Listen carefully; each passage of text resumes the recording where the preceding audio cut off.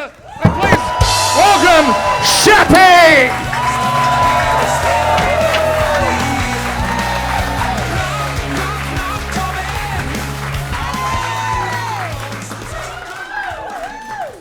Why, hello there. I'm Shappy, in case you weren't paying attention. I'm going incognito tonight. This AI generated. I think there's a glitch in the system. But I must say, you're all looking very special. But there is a bit of anxiety coming off the crowd, and I understand that because it's kind of like a grade 1 school concert, isn't it? We're like holding our breath to see who might fall over or pee all over the stage, you know.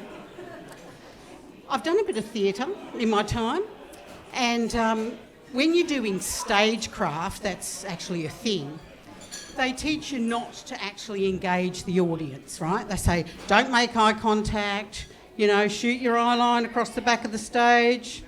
I must say, sir, now I understand why. We're funny human beings, aren't we? You know? We're never, ever fucking satisfied. We always want to be bigger, better, stronger, faster. Like, take the beauty industry at the moment. Like, what the fuck? You've got these seemingly attractive young women, right? Getting fucking duck lips, dead spiders for eyelashes. Ladies, what the hell is going on? And then I was on my, phone, on my socials, and then I had all these feeds coming across of these women with huge asses. And when I say huge, I mean magnificently huge.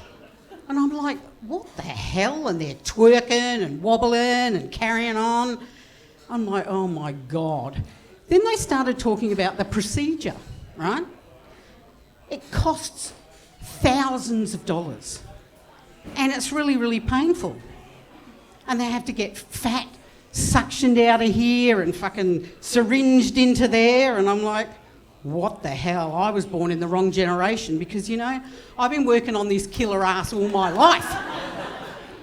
And I didn't have to suck on anything but ice cream, hot chips and Mars bars, right? Woo! I work in the helping profession. And as part of our service, you've got to get sort of referrals and you have the assessments coming through and, you've got to look through and make sure that you're the right service for this person. Well, just recently we had a referral come through for this young woman who identifies as a furry.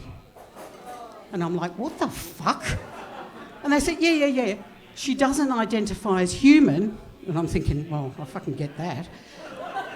She identifies as a furry, a raccoon, in fact. I'm like, really? She said, yep. She wears little ears and a tail. And I'm like, what the hell?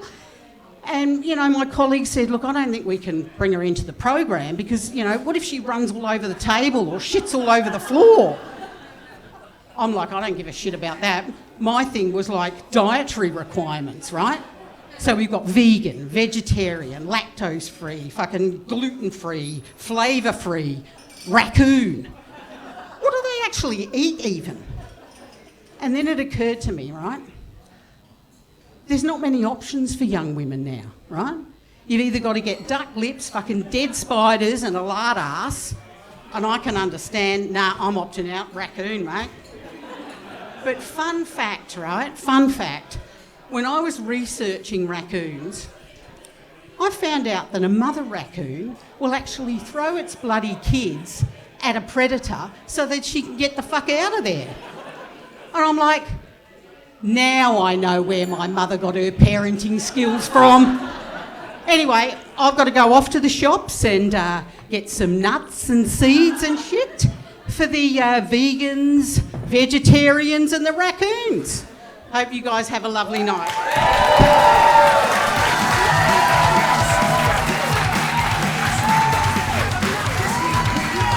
Ladies and gentlemen, that was Shappy, a.k.a. June.